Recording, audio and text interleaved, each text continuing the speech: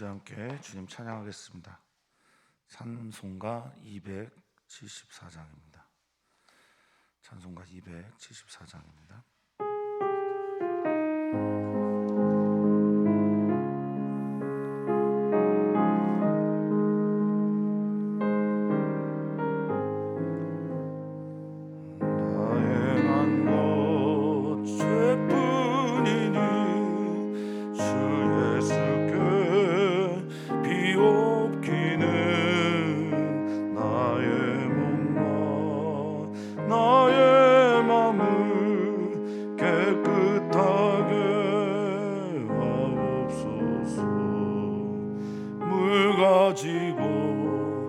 날 씻든지 불 가지고 태우든지 내 안과 발 다 닦으사 내 모든 죄 멸하소서. 내 어두운 눈 밝히시니 참 기쁘고 고마우나 그보다도 원하오니 정결한 마음 주옵소서. 물 가지고 날 씻든지 불 가지고 태우든지 내 안과 발 다 닦으사 내 모든 죄 멸하소서. 정결한 마음 그 속에서 신령한 빛이 오니 이러한 마음 나 얻으면 눈까지도 밝으리라. 물 가지고 날 씻든지 불 가지고 태우든지 내 안과 발 다 닦으사 내 모든 죄 멸하소서. 다 고치고 악한 생각 다 버려도 주 앞에서 정결타고 자랑치는 못하리라.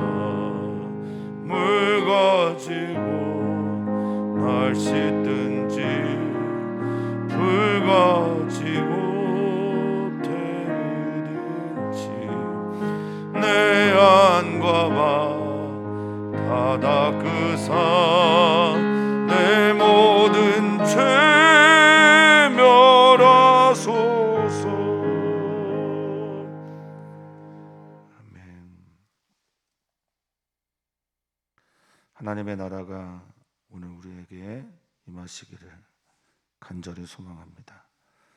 하나님의 나라가 임하는데 우리의 몸은 또 마음은 물과 성령으로 거듭나 있는지 한번 돌아보는 오늘의 시간이 되게 해 주시옵소서.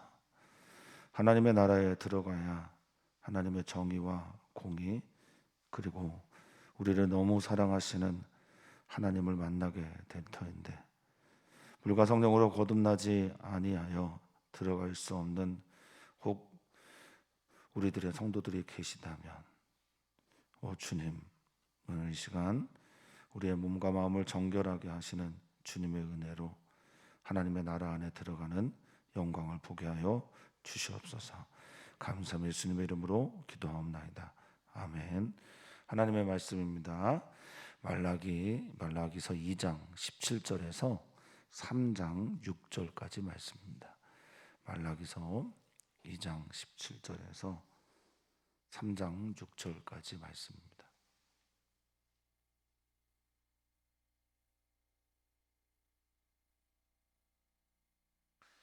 한 목소리로 읽도록 하겠습니다.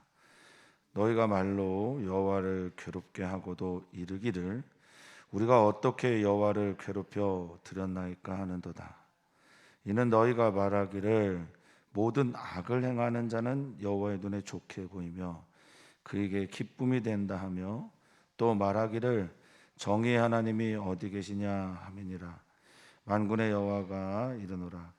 보라, 내가 내 사자를 보내리니 그가 내 앞에서 길을 준비할 것이요 또 너희가 구하는 바 주가 갑자기 그의 성전에 임하시리니 곧 너희가 사모하는 바 언약의 사자가 임하실 것이라.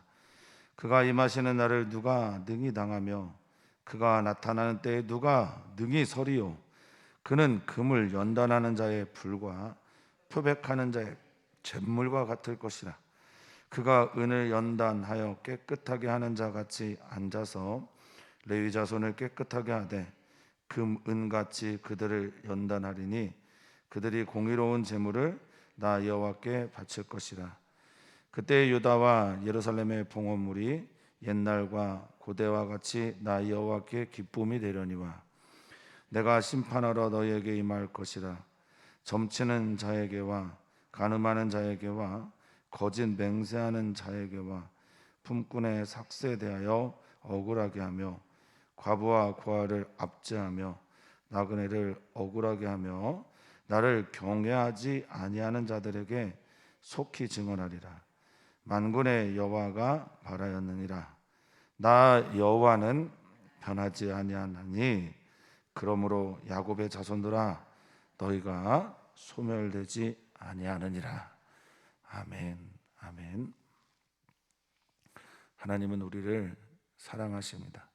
그리고 그 사랑하는 그 사랑을 우리가 알기를 원하십니다. 근데 우리가 하나님의 사랑을 받고 싶고 또 하나님의 사랑 안에 거하기를 원하는 만큼이나 우리 하나님의 바라심이 강렬합니다. 왜 하나님은 그의 백성들 또 그의 피조물들 크기로 보면 그 차이가 어마어마해서 감히 가늠도 할 수 없는 그런 차이가 있는 백성들을 이렇게 설득하시려고 할까? 그들을 왜 고치시려고 할까? 그것은 온전하게 사랑하기 위해서입니다. 하나님께서 우리를 정말 온전하게 하나님의 모든 자비와 사랑으로 사랑하시기 위함이라 저는 믿습니다. 그렇게 믿습니다. 그래서 말라기 나의 사자라는 선지자를 통해서 그들이 하나님 앞에서 짓고 있는 죄들, 하나님과 논쟁거리가 되고 있는 것들, 하나님께 질문하며 또 하나님께 따져 묻고 또 하나님 편에서 그들이 잘못하고 있는 것들, 그것들을 계속해서 논쟁의 주제로 드러내셔서 너희가 잘못 생각하고 있다. 난 너희 사랑하고 너희가 지금 잘못된 길을 가고 있다. 돌아오기를 바라고 너희가 오해하고 있는 것들에 대해서 하나님께서 설명하시고 변증하시고 말씀하시는 구조가 말라기의 이야기라고 보시면 되겠습니다. 오늘은 17절에 그 주제가 나오죠. 이렇게 되어 있습니다. 너희가 말로 여호와를 괴롭게 한다. 이렇게 말하고 있습니다. 이 성경 그대로라면 사람은 하나님을 괴롭게 할 수가 있습니다. 그 절대자, 전능하신 분, 모든 것을 다 하실 수 있는 그분, 우리와 그 차이가 어마어마해서 그분을 향한 감히 어떤 말도 할 수 없는 그런 존재들이 우리인데 우리가 우리의 말로 하나님을 여호와를 괴롭게 할 수가 있다라는 겁니다. 이 괴롭게 하다라는 오늘의 이 문장이 여호와를 괴롭게 하다라는 이 문장이 논쟁거리가 됩니다. 근데 여호와를 괴롭게 하는 그 말이 밑에 이런 말입니다. 너희가 말하기를 모든 악을 행하는 자는 여호와의 눈에 좋게 보인다. 그러니까 악을 행하는 자가 하나님의 눈에 좋아 보이는 것 같습니다 라고 말하는 게 여호와를 괴롭게 하는 거래요. 하나님의 정의가 무너진 거죠. 하나님의 공의가 없는 세상을 말하는 겁니다. 그러면서 하나님께 정의 하나님 어디 계십니까? 라고 말하는 이 모든 종류의 말들이 요 하나님의 마음을 괴롭게 한다라는 겁니다. 우리 괴로운데 그런 세상을 보면 괴로운데 말이죠.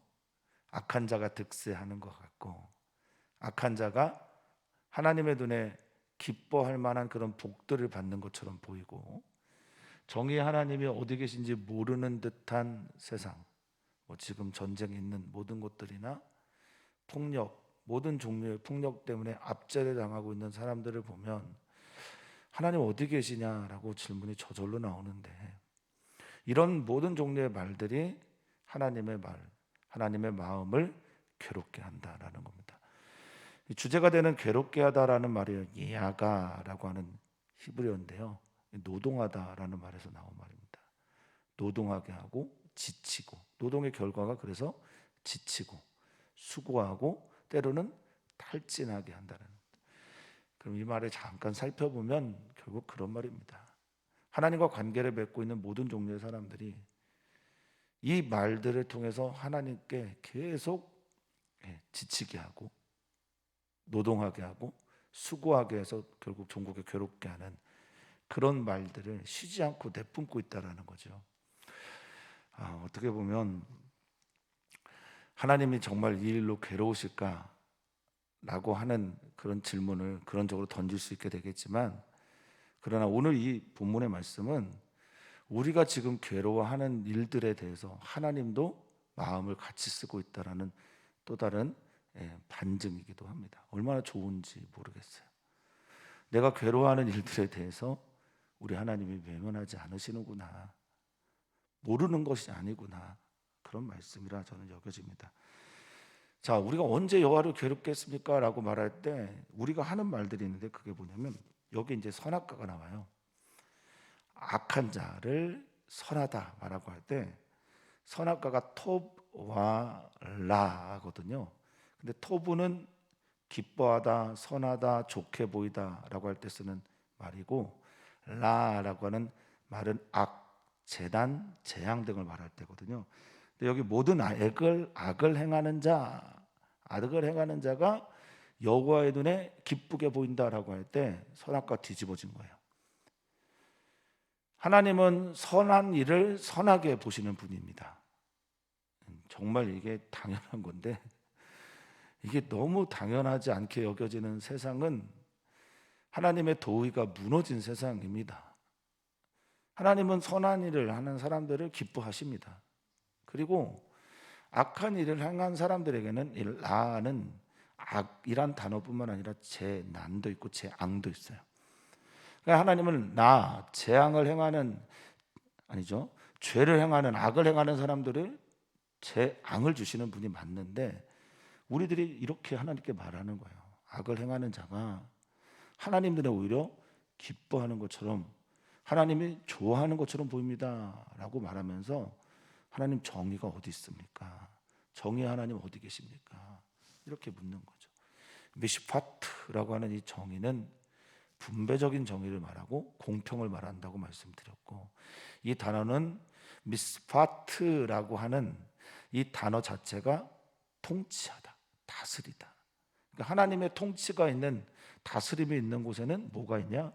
공평이 있고, 하나님의 통치가 있는 곳은 공정이 있고, 하나님의 통치가 있는 곳에는 정의가 살아있는 곳이 되어야 될 텐데 우리가 못 보겠다라고 하나님께 그렇게 말을 한다는 겁니다. 자, 이것에 대해서 하나님이 설득하고 반론하시는 거예요. 오늘 본문이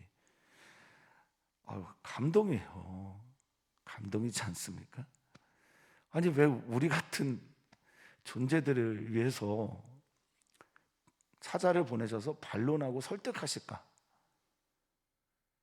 사실 우리들이 듣고 있는 부족한 설교자 때문에 그렇게 들리지 않을지 모르겠지만, 하나님께서 우리에게 들려주시는 모든 종류의 설교와 성경과 말씀들은요, 우리를 향한 하나님의 설득이에요.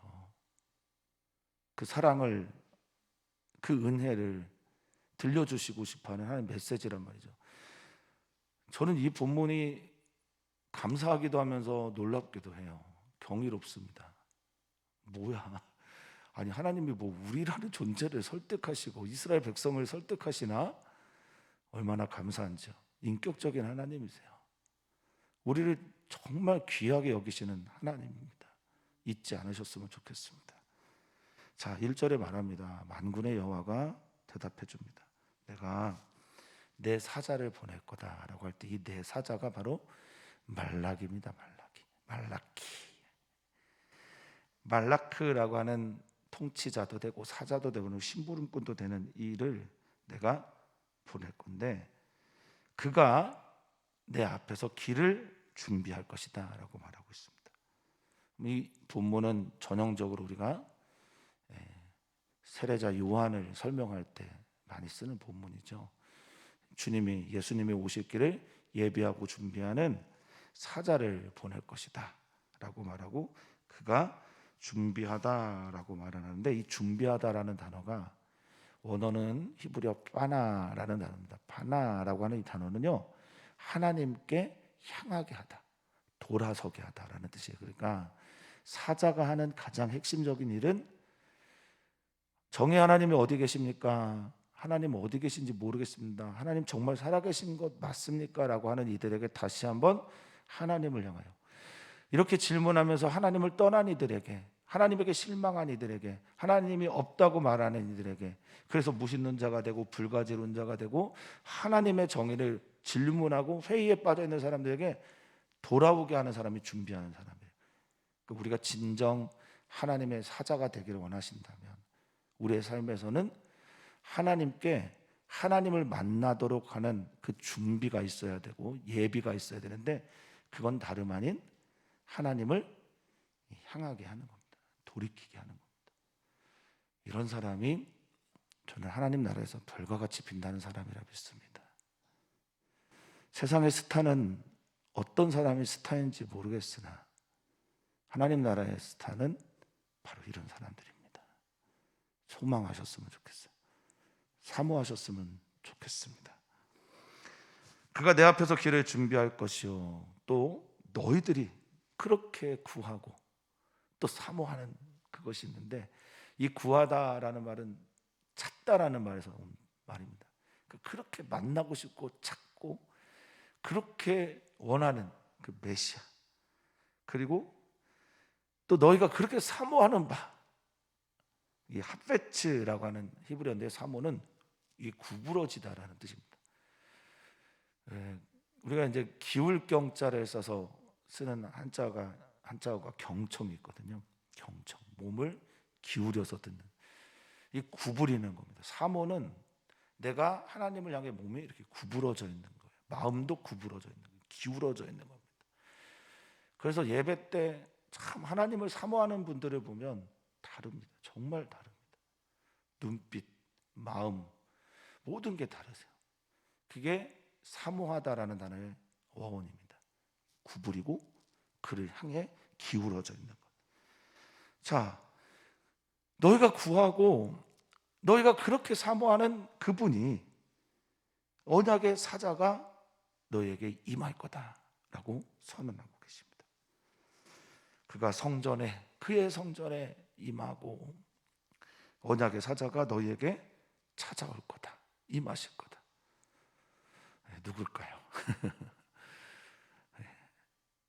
우리의 모든 것들을 아시고 또 우리를 대신하시고 우리를 사랑하셔서 하나님의 율법, 선지자의 강령과 율법의 1.1획도 해하지 않고 모든 것을 완성하러 오신 분, 그분이 바로 언약의 사자가 되겠죠.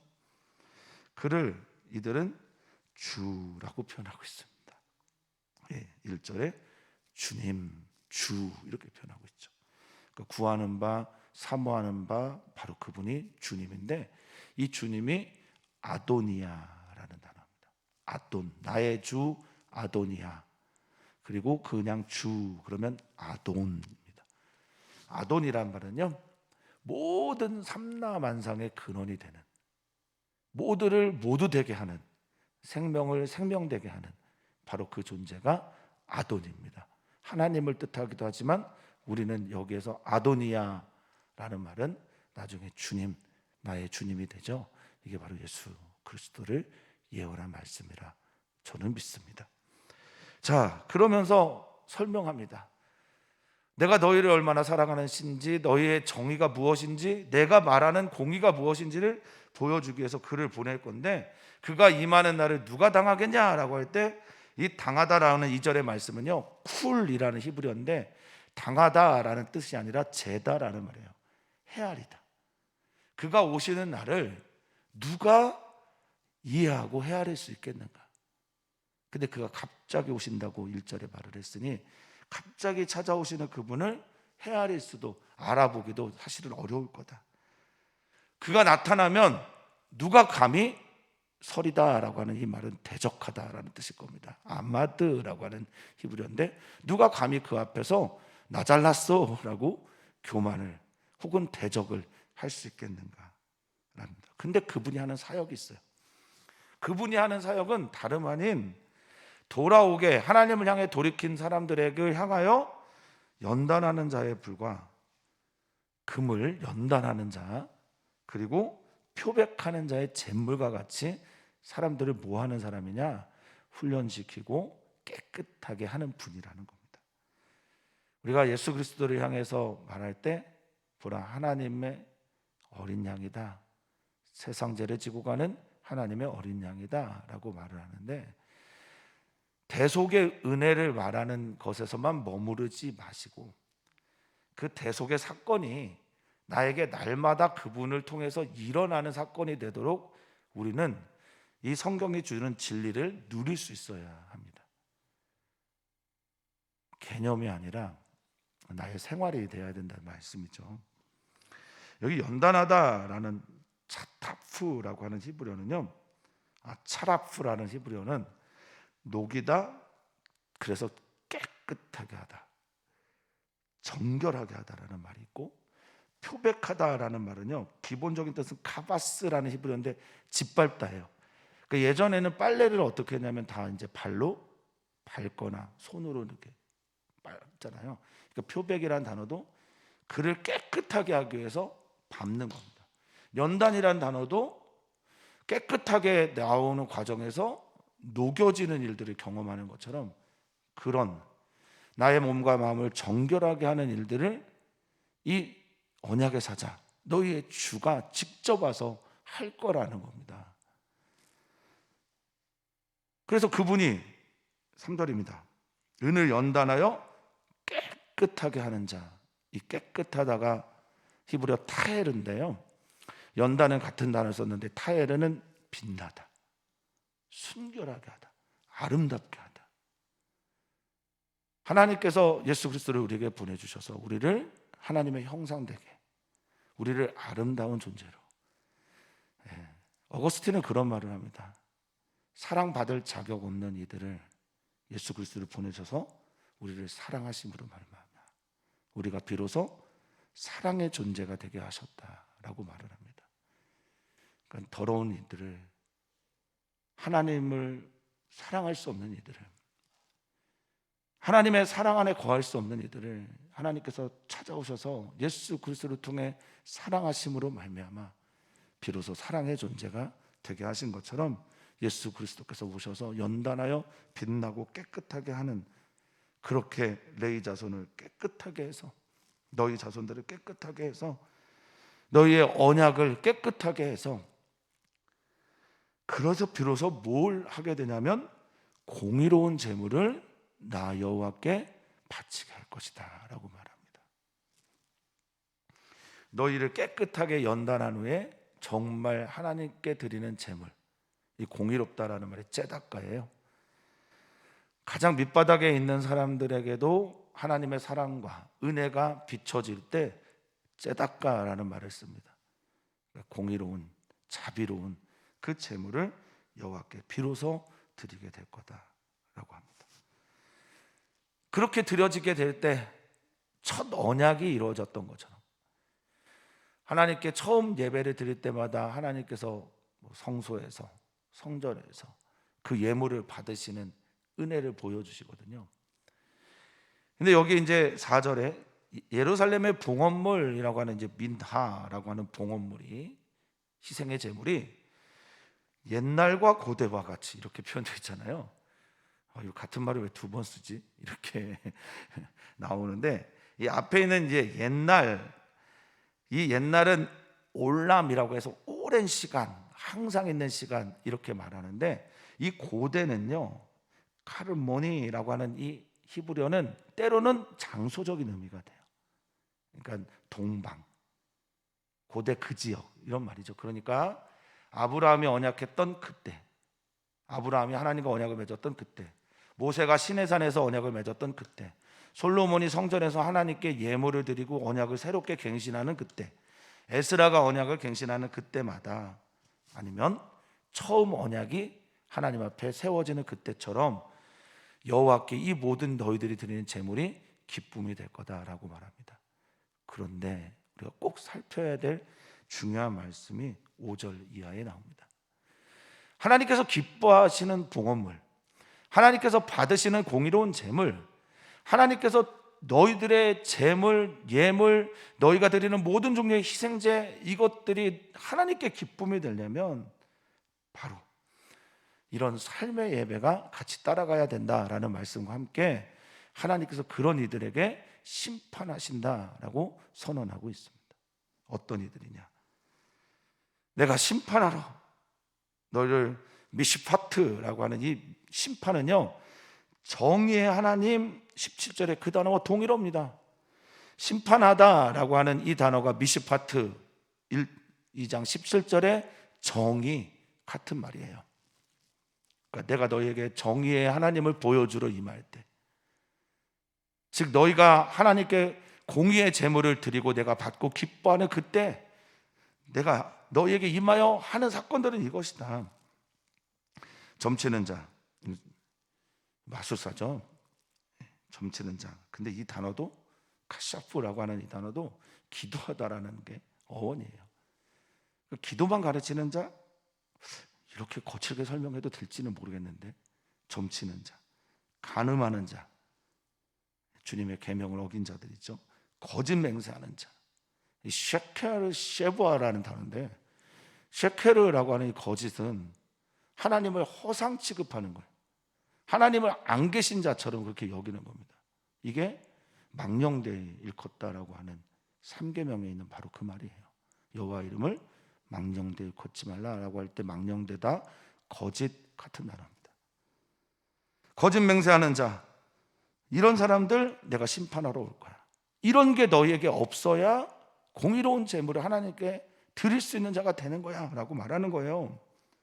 그리고 품꾼의 삭세다하여 억울하게 하다, 이런 사람도 하나님이 심판하고 정의롭게 그를 통치할 거다라고 말씀하십니다. 품꾼, 이 삭슬 억울하게 하다라고 하는 아샤크라는 동사가 밑에 있는 고아와 가부 그리고 나그네, 이 동사가 다 같이 쓰고 있어요. 아샤크라는 단어, 빼앗다, 강도질하다, 횡령하다, 속이다, 압제하다, 찍어 누르다 라는 단어가 품꾼들의 삭슬 빼앗을 때, 과부, 홀로 된 여자분, 여성분들을 말하는 거죠. 뭐 자식도 없고 남편도 없어서 하나님 외에 의지할 대상이 없는 그런 분들을 말하는 거죠. 구아, 아버지와 어머니가 없으니 홀로 있어 아무에게도 도움을 제대로 받지 못하는 얕은 모든 종류의 억압받는 사람들을 억압하고 찍어 누르고, 나그네들, 게르라고 해서 당시의 나그네, 지금의 나그네는 비교할 수 없을 정도로 인권이 유린되는 시대죠. 그런 이들을 억울하게 하고 압제하고 빼앗고, 이 모든 단어가 아샤크가 모든 걸 품어먹고 있는데, 이렇게 하는 사람들, 이런 이들이 나를 경외하지 않는 사람들이, 내가 심판하러 와서 이들에 대해서 증언하고 드러내고 이들을 다 밝히 보이면서 그들을 심판할 것이다. 나는 정의의 하나님이다. 만군의 여호와가 말하였다라고 말합니다. 정의로운 하나님이 우리에게 찾아오실 때 정의로운 삶을 살아내고 있는 우리들의 모습이 드러나기를 소망합니다. 예배의 순간마다 우리 안에 정말 정의가 없다면, 하나님의 정의가 내 안에 살아있지 않다면, 우리는 하나님 앞에서 오늘 우리의 몸과 마음을 정결하게 하는 정결의 시간이 되어야 될 줄 믿습니다. 그러면서 말합니다. 너희가 나한테 말했냐? 악을 행하는 자를 기뻐한다고 말했냐? 정의의 하나님이 어딨냐고 물었냐? 나는 말한다. 나는 6절입니다.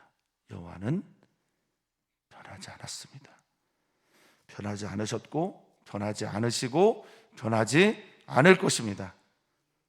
그래서 너희가, 나를 믿고 있는 너희가, 나를 여전히 사랑하고 있는 너희가, 나를 정의의 하나님으로 여전히 포기하지 않고 믿고 있는 너희가, 하나님 살아계십니다. 하나님 정의롭습니다. 하나님 공의롭습니다. 세상은 그렇게 보이지 않아도 하나님의 정의는 여전히 살아있습니다. 그렇게 믿고 있는 너희가 결코 사라지거나 소멸되지 않을 거다. 십자가는 우리에게 그것을 말해준다고 저는 믿습니다. 십자가, 모두가 다 조롱하고 모두가 비웃고 모두의 폭력 앞에서 죽을 수밖에 없는 하나님의 어린 양, 하나님의 아들 예수 그리스도, 그분이 우리에게, 하나님은 여전히 정의롭고 하나님은 공의로우며 하나님은 가장 부조리하게 돌아가신, 죄 없이 돌아가신 예수님을 통해서 하나님의 정의가 살아있음을, 부활을 통해서 우리에게 증명 또 증거하고 계십니다. 사랑하는 성도님들, 세상이 우리를 괴롭게 합니다. 그래서 우리가 말로 하나님을 괴롭힙니다. 그런 때라도 변하지 않는 하나님 끝까지 믿으시면서, 변하지 않는 하나님 끝까지 붙잡으시면서 소멸되지 않는 하나님의 영광을 누리는 우리 귀한 성도님들 되시기를 주의 이름으로 정말 간절히 축원하고 또 축복합니다. 오늘 우리는 기도합니다. 어린이 청소년 교회 위해서 기도하고요. 이번 돌아오는 주일이 어린이 주일입니다. 어린이들을 위해서 꼭 기도 부탁을 드립니다. 또한 기도 부탁드립니다. 구루터기 배움터를 위해서 기도하는데, 구루터기 배움터에서 내일과 모레 1박 2일 캠핑을 갑니다.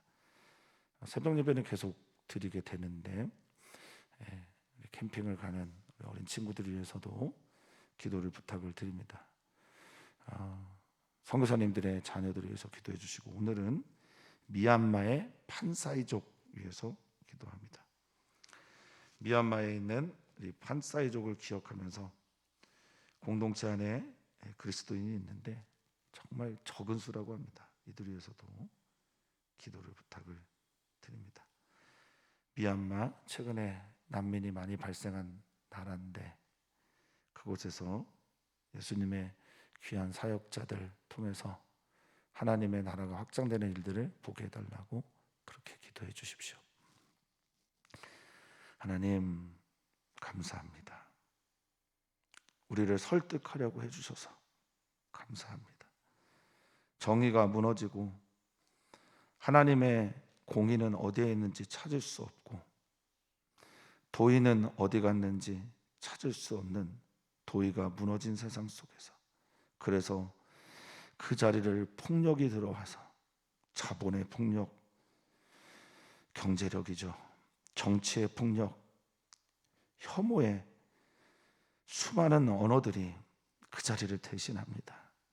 주님, 이 세계 속에서 우리는 마음이 괴로워 하나님을 괴롭게 하고, 정의의 하나님 어디 계시냐고 묻는데 우리들에게 찾아오셔서 우리를 설득하시고 설명하시고 말씀하시고 내가 예수 그리스도 너에게 보내었다라고 말씀하시는 그 사랑에 반응할 수 있는, 아멘 할 수 있는, 그러면서 끝까지 변하시지 않으시는 하나님에게 다시 한번 시선을 교정하고 고정할 수 있는 우리 사랑하는 모든 성도들 되게 하여 주시옵소서. 오늘 그 은혜가 우리 가운데 있길 소망하며 사랑 많으신 예수님의 이름으로 기도합니다. 아멘.